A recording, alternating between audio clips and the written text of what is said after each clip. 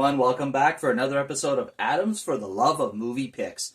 This time around, we're going to be talking about the hit trilogy, Back to the Future. So Back to the Future 1 is from 1985, Back to the Future 2 is from 1989, and Back to the Future 3 is from 1990. So this particular series stars Michael J. Fox as Marty McFly, Christopher Lloyd as Doc Brown, Dr. Emmett Brown,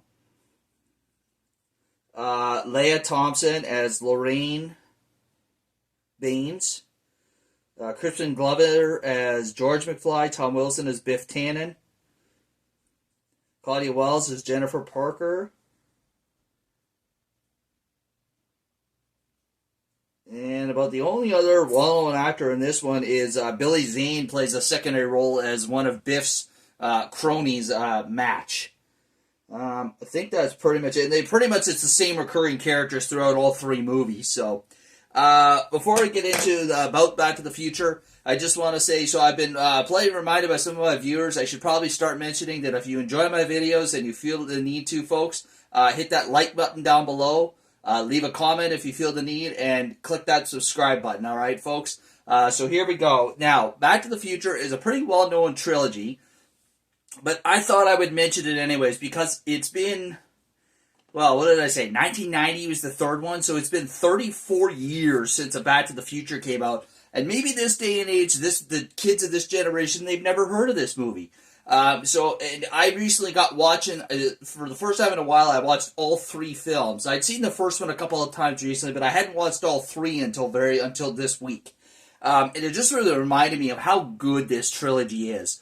For those of you that are very familiar with this trilogy, but for those of you that aren't, Back to the Future, the premise of it is, Marty McFly is a teenager, it's like 17, I think. And he is friends with Dr. Emmett Brown. Basically, they both live in this town of Hill Valley in California, and Dr. Emmett Brown is an inventor and a scientist, but he's a bit of a disgraced one. He's living in the remnants of where his property used to be, which is his workshop. That's all that's left because his main house burned down in a fire, and the workshop happens to be on the backside of a Burger King, funny enough.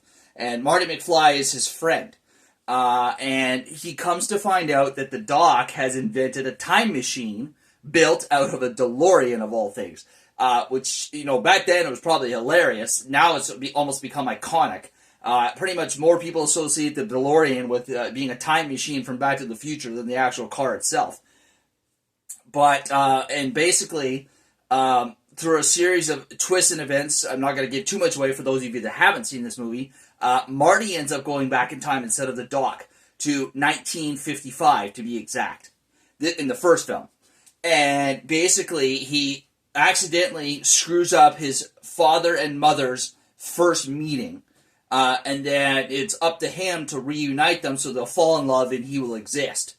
It's just kind of, what I gotta say, one of the things I love about this movie, just besides how original the story is, just how great the movie is, the characters they pick to play the actors they pick to play the characters, the way they do the time frame, make it so realistic, make you believe that you are in 1955, which, I mean, at the time in this movie was only 30 years ago, but still, it's really cool. You feel like you've been transported back in time to 1955.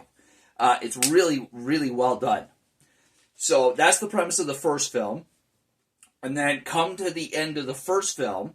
One more thing before I get to the second film. Part of the problem in the first film is that the secret to the time machine working is it runs initially on plutonium. So pretty much every single time travel through time requires one tube of this plutonium. And when Marty goes back in time for the events that lead to that, he doesn't have any spare plutonium. And it's not easily available. I mean, it's not easily available in 1985, and it's almost damn near impossible to find in 1955. So Marty has to see the Doc in the past to help him get back to the future. Hence where the title comes from, Back to the Future. So They successfully do that, get Marty back to the future. He tweaked some things in the past so that his future is slightly altered for the better.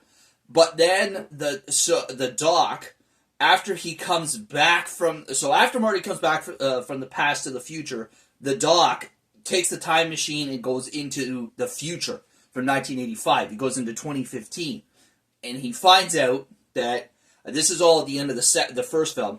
Finds out that there's a big issue with Marty and Jennifer's kids, and that leads into the second film. So Marty and the Doc and Jennifer, they all go into the future in 2015, to fix what's happening with his kids. And in doing so, they accidentally do something in the future that causes the past to change for the worse. And that's the premise of the second film. And so then it's up to them through the whole second film of them trying to correct this so that it gets back to the present that they want, that they were in, that is right and is just and is where they belong. And then the third film, at the end of the second film, the DeLorean is accidentally struck by lightning, and the Doc is sent back to 1885. And through the DeLorean being struck by lightning, it fried the time circuits, and the Doc is unable to repair the time machine in 1885. So basically, Marty goes back to rescue the Doc, and that's the premise of the third movie. They're back in time in 1885 in the Old West. So, and actually, I forgot to mention. So going back to the second film for a sec, just like in the first film, how realistic they made 1955 look. Considering they have no premise of what the actual 2015 ended up looking like, I still thought it was pretty cool some of the things they did with the 2015, predicting what they thought 2015 would look like based on what they predicted from 1985. So that was pretty cool. Some of the things that some of the things in the movie actually came to be not that long after. So in the movie, or in the second film, Marty has some self-lacing Nikes that they actually made. So they made two different versions. They made one that was didn't actually self-lace; it just looked like it did. You still had to pull it taut. But then they actually made a couple limited edition pairs that actually were mechanized, that actually self-laced, which is really cool. I believe they also, I don't know if it was long after the movie or more in the future, but they actually made the hoverboard you see in this second film as well. And then they joke on some things like, so they have a nostalgia cafe in 2015 called the Cafe 80s. I thought that was pretty funny too.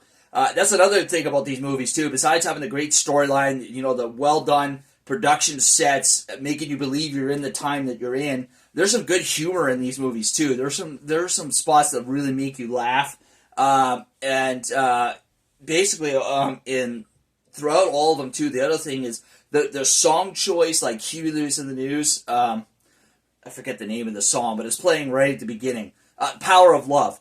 And the different songs they pick to play throughout the movie work really well, as well as the score that is used throughout the movie. I'm not 100% sure. I think it's the same guy that did Star Wars, John Williams. I'm not 100% sure on that, but it's some famous composer, and it really lends to the movie, just, the music that's set to the scenes.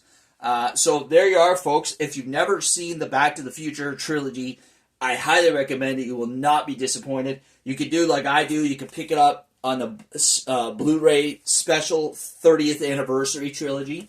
You can probably find it on any streaming platform, or you can just pick it up as a normal DVD wherever movies are sold. All right, there you are, folks. That's all we have for you tonight, and we'll catch you next week for another episode. Take care. And now, folks, it's time to say goodnight. We sincerely appreciate your patronage and hope we've succeeded in bringing you an enjoyable evening of entertainment. Please drive home carefully and come back again soon. Good night.